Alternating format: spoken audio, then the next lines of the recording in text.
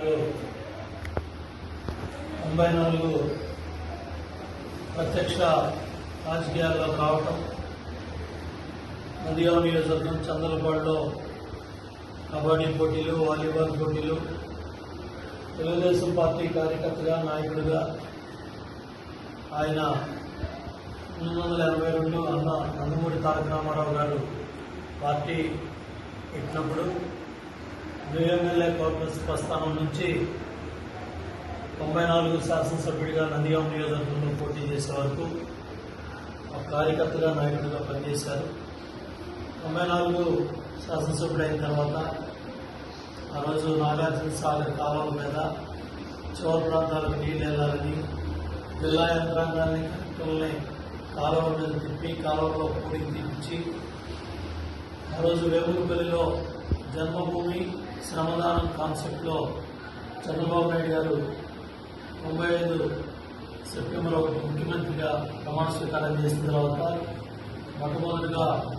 నందిగామ నియోజకవర్గానికి వేములపల్లిలో శ్రమదానానికి వచ్చారు. జన్మభూమి కార్యక్రమాలకు వచ్చారు. ఆయన నాయకత్వంలో మరి విద్యాశాఖ మంత్రిగా కూడా రమణ గారు పనిచేశారు.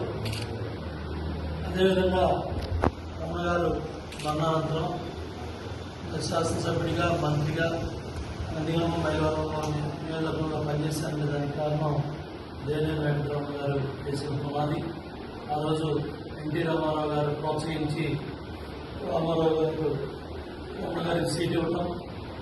చంద్రబాబు నాయుడు గారు మంత్రిగా, విద్యాశాఖ మంత్రిగా ముందుకు తీసుకెళ్ళడం, ఇవన్నీ కూడా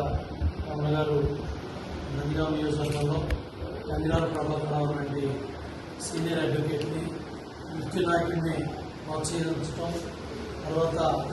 నందిగామ నియోజకవర్గం నుంచి నందిగామ ప్రభాకరరావు గారు శాసనసభ్యుడిగా గెలవడం,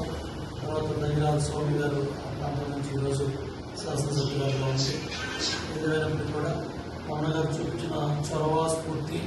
ఆ పేదవాడు ఇల్లు కట్టడంలో కానీ, వరదలు వచ్చినప్పుడు, తుఫాను వచ్చినప్పుడు, కృష్ణానది వరదలు వచ్చినప్పుడు ఈ ప్రాంతాల్లో చేసిన సేవలు కానీ ఇవన్నీ కూడా ఈరోజు కూడా కార్యకర్తలు, నాయకులు, వీళ్ళందరూ కూడా ఆయనతో పనిచేసుకోవడానికి మనం అందరం